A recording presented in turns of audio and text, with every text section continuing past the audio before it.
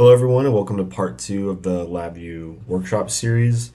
In this section, I'll be talking more about multi-channel, multi-sample data collection schemes that are more applicable to actual test stand design. So if you haven't seen the first part just goes over if you just have one sensor that you're trying to collect waveform data with, then you set it up a certain way.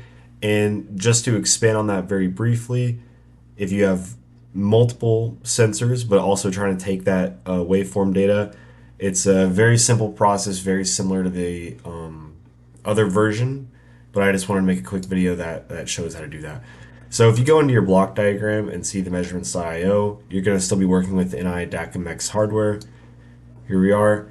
So you could have your create channel. A lot of times you're going to also want to have this create task block, so we can create a task. An important thing to understand is, let's say that you only have one NI card that you're trying to use. If you have multiple different types of analog inputs, like for instance, something that's very common in my research lab is having maybe a pressure transducer as well as a load cell.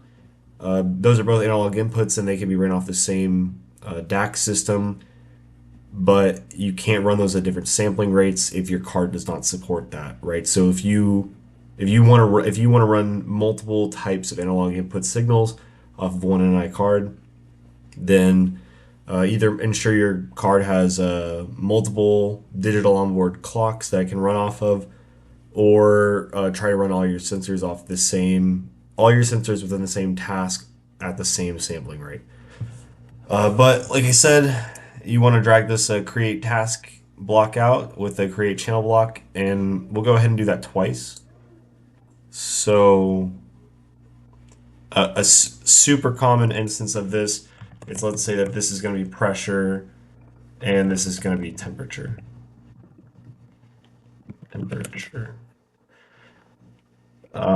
So a lot of times you'll have a separate thermocouple DAQ. We can run this one at 5 hertz, and let's say we have two thermocouples. And for the pressure, let's say we're going to run it at 1 kilohertz, and we have three PTs. Super common setup, just to show briefly how this works. And now if you did watch the last video, you're going to want to have a timing block right here. Timing block for both of them. Drag and drop. And then start that task. And then we'll eventually have a read block here within a loop. You're going to need to stop that task.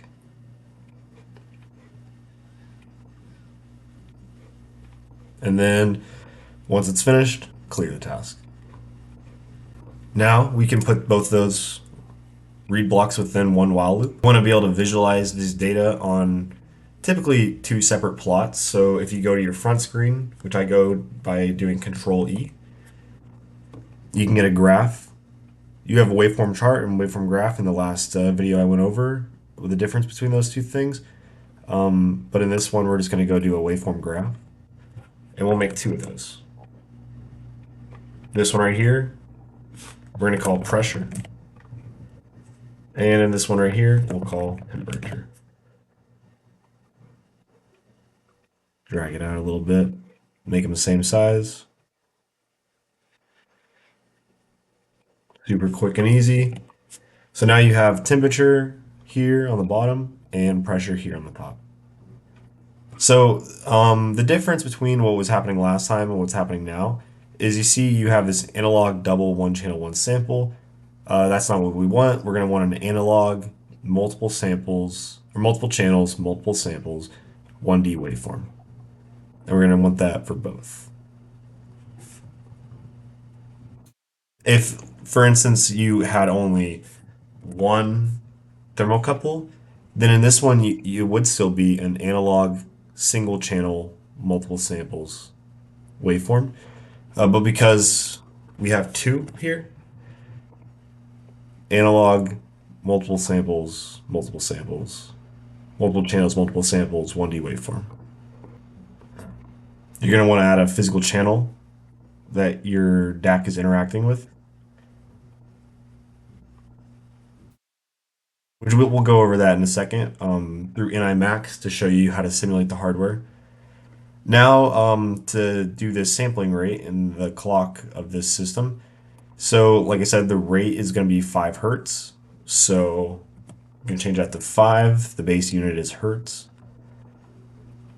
Since we're going to be just collecting this data till we don't need it anymore, I put this on continuous samples.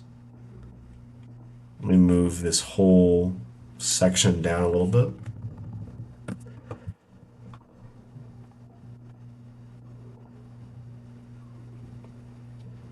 And then now we can connect the data out to our graph. And we can do the same situation up here. Because this is just pressure, what I like to do is, a lot of the pressure transducers that I work with are of a linear scale. So that means that you just need a multiplication and an addition block. So you can take the output of this data here,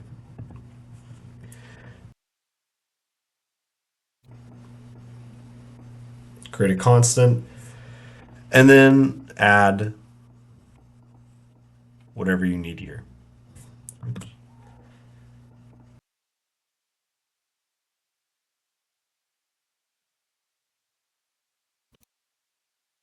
Now, if you go back over here to the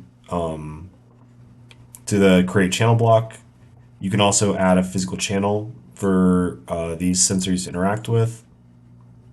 You can keep all that the same. Because we have our own conversion factor here, the units of this is just going to be in volts and then going to be converted to PSI through conversion factor that you give it. Here is like if you have maybe a pressure transducer that is reading 0 to 5 volts, then on your minimum value you can put 0, and on your maximum value you can put 5, or 0 to 6 volts, or whatever you have. So 0 to 5 volts. And then for your clock, the sampling rate in this scenario is it going to be 1 kilohertz or 1,000 hertz.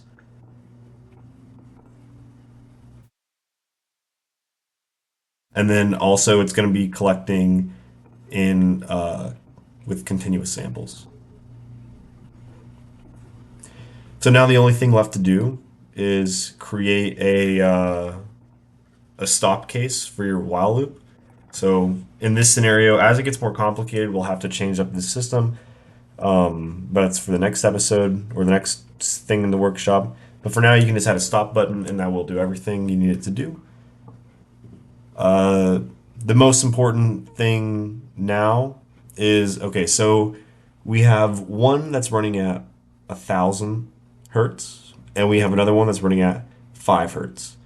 So if we want the graph to update, 5 times a second, that means that in this block right here, we're going to need to do 5 divided by 5, which is going to be 1. So what this number is basically the graph has a buffer that it needs to fill up before it will take what's in that buffer and display it on the graph. So if we want the graph to update 5 times a second, and it's collecting data 5 times a second, then every 0.2 seconds or every 1/5 of a second, it will need to collect one data point of data to put on the graph.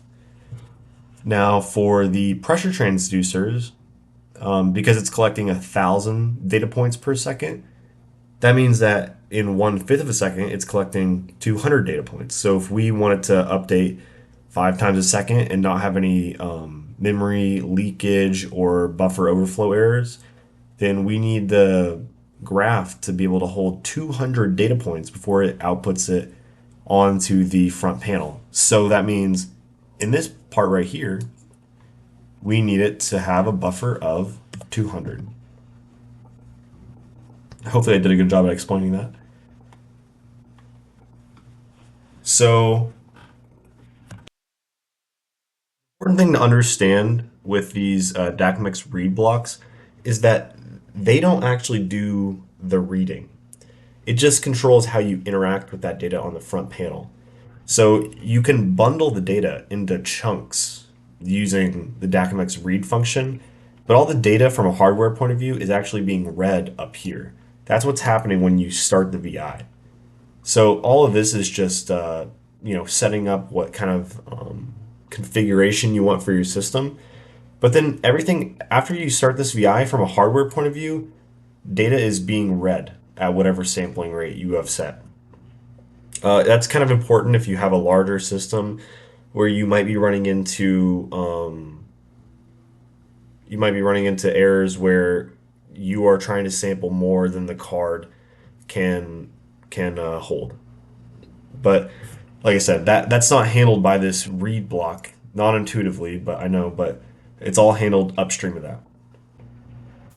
All right, now if you want to go ahead and pull up NIMax, this is NIMax. If you haven't seen it, definitely go check out the first video of the workshop. What we're going to be doing is we're going to be simulating some hardware. So the first thing I want to simulate is a thermocouple DAQ. So you're going to want to go to Devices and Interfaces, create a new simulated NIMax device or modular instrument. Now what we're looking for here is a CDAQ 9171.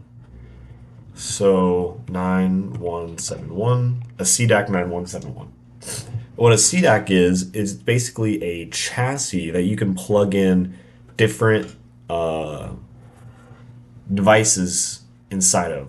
In this case, it's just a one slot thermocouple chassis, and you plug in a DAQ that will amplify a thermocouple signal into it.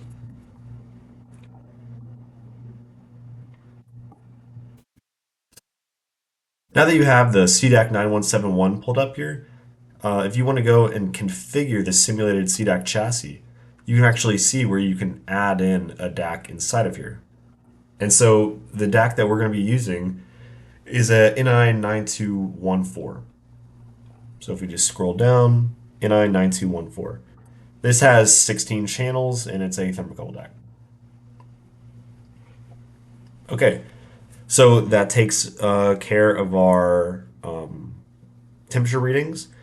And then for the pressure transducer, or pressure transducers, I should say, we're going to be using an NI USB 6343, which I already have here, but you would do it the same way, simulated hardware.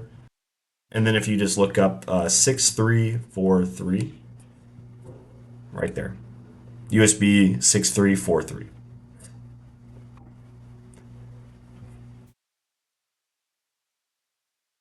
All right, now that we've done that, so what we're going to be looking for is we have CDAQ1, CDAQ1 mod 1.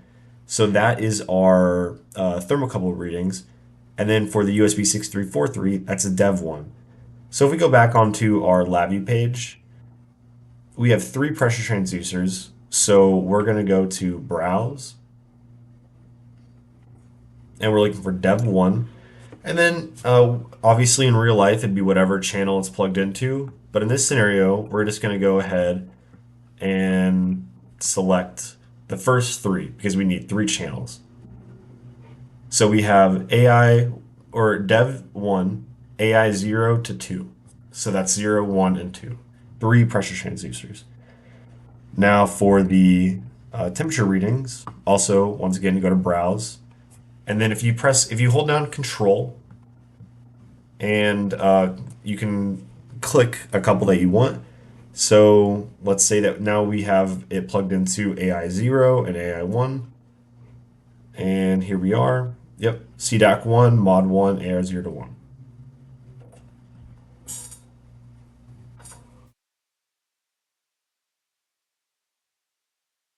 So that handles our pressure and temperature reading channels. So if we go, all right, so two things.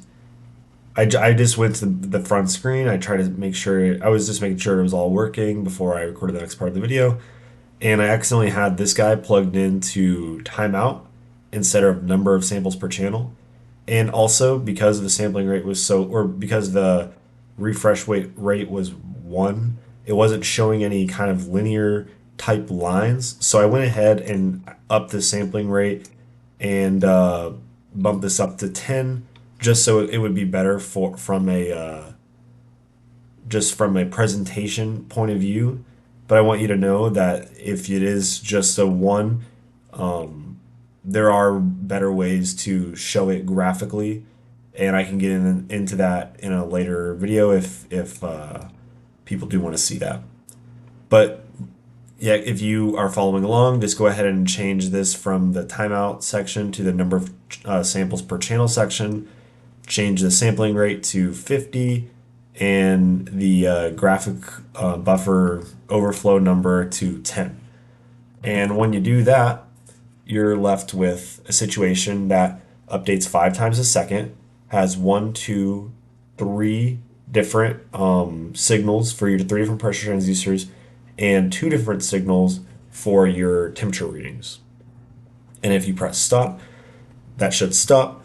And that's how you do multi-channel, multi-sample data collection within LabVIEW. In the next video, I'll be going over how to log this with a asynchronous logging loop. Thank you so much for listening. If you have any questions, please leave them down in the comments below. Or if you go to UCF and you're in the Propulsion Energy Research Lab, just go ahead and reach out to me. That's Corbin Gustafson. Thank you everyone for listening, and I'll see you in the next one. Goodbye.